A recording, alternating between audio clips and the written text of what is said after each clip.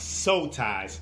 Okay, so you tried and tried to not hit up that girl anymore because, man, things have been toxic with the constant cheating, the drama, the fighting, and the belittling. But here you go again, hitting her crazy self back up. With your new boyfriend, you had told yourself that you wouldn't fall for the foolish lies your baby daddy gave you ever again. One argument with the new boo, and bam, you find yourself underneath the sheets of the baby daddy's bed. You try to be intimate with your spouse, but man, you can't get those images off your head of that movie you watched earlier. And why doesn't he hit it like this? Why can't he last? And why did I get with someone with such a small one? Waking up and got the whole house to yourself. Hit up the shower. No one is here. And I just could let my mind run wild of my past special friend. And masturbation is not cheating, right? She friend zoned me for 3 years, but man, I still can't get over the emotional attachment, even while being with someone else. Let me just look to see what they have been up on Instagram. It's just social media, to see if they have posted anything from the past hours that I last checked, to see what they're doing. Oh, who's that? New girl? It just seems that I can't get over them. It was just meant to be, right? They're my soulmate, right? These are all symptoms of soul ties. What are your soul ties? Soul ties usually happen when you have a sexual relationship with someone where you and that person become one, as in marriage, though there could be emotional ties as well. In 1 Corinthians 6:16 it says, "Do you not know that he who unites himself with a prostitute is one with her in body? For it is said, the two will become one flesh." So just think about this. Every person that you have slept with, every person that you had a one night stand with, and every person that you had fun with, you have now become one with that person.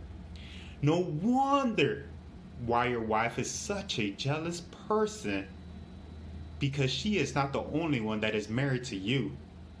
She is in a full-blown competition. You have become one flesh with what? 3, 10, 20, 30 people? That's a full house.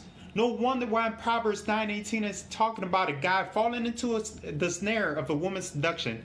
And here's what it says. "But little do they know that the dead are there, that her guests are deep in the realm of the dead."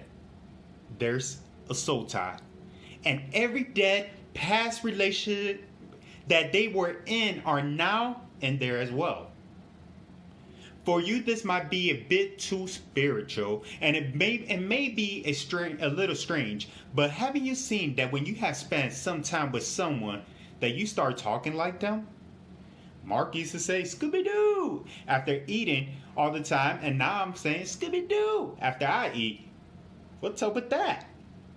See, there are spirits that some people have that linger, as anxieties, depression, lust with the same or opposite sex, and other sort of behaviors, and all of a sudden you give yourself up to that person, and all of a sudden you're dealing with those same issues.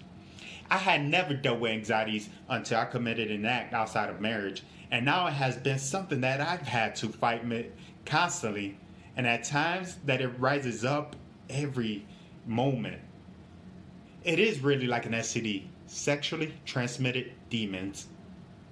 Why is it that when we try to leave a particular person, we cannot? No matter how toxic or what they do to us, it seems as if there's just some sort of hold on us. For some of us, we have allowed for those people to go mess around with anyone else. And since it's like we're hypnotized, we forgive and go back to sleeping with that person and gain all these other spirits that person has brought home. Soul ties are hard to break. It's a soul thing, which there is only one person able to break it, which is God. I I've done that, JP, and things seem even worse now. Well, check this verse out. In Matthew 12:45, then the Spirit finds 7 other spirits more evil than itself, and they all enter the person and live there. And so that person is worse off than before. That will be the experience of this evil generation. This is saying that maybe you cleaned house, but as it says in that verse, before the one I just read, the house was empty. You have cleaned it, but never replaced it with anything else. Didn't fill yourself with the word, with prayer, and so forth. I want to break this bondage off of you. These chains that have your mind locked up, believing that the dumbest things as they will never do it again. I want you to live freely without having to double check their accounts to see if they have anyone else yet. I want you to fly and then to be imprisoned by thoughts of what ifs. See, many times these people show a sign of a change for 3 months. Maybe all of a sudden it's like an addiction and they fall right back. Soul ties are addictions. When you do drugs, it seems as if you cannot break yourself from that drug and fiend for your next hit. That's why guys will hit you up in bewitching hours, because you're available, baby. And your vagina is their drug. Not you, but just the hit of a quick release.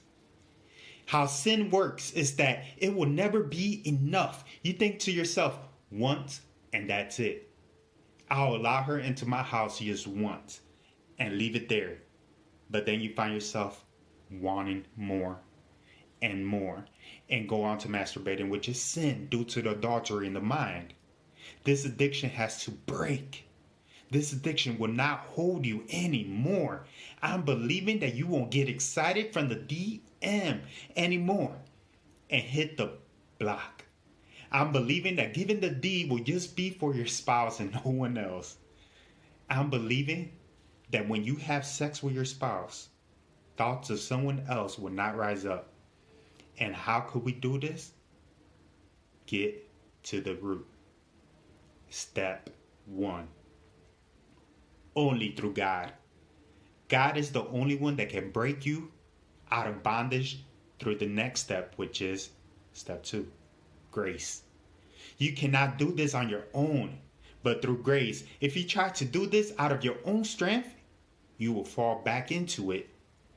Step 3, ask God to reveal the root. Who have you slept with? And who do you have those soul ties with?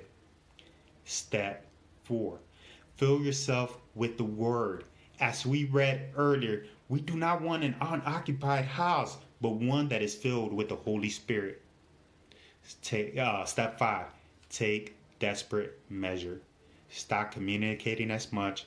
Avoid their pages. Avoid being alone with anyone. Delete some people. Block some people. Will they be offended? Yes. But do you want to live in that bondage forever? Step 6, get out of the house. A lot of stuff usually happens when we're alone. So maybe even a person that holds you accountable will be beneficial, because things happen when we think no one is watching. You'll get a text. Boredom might lead you to do something stupid.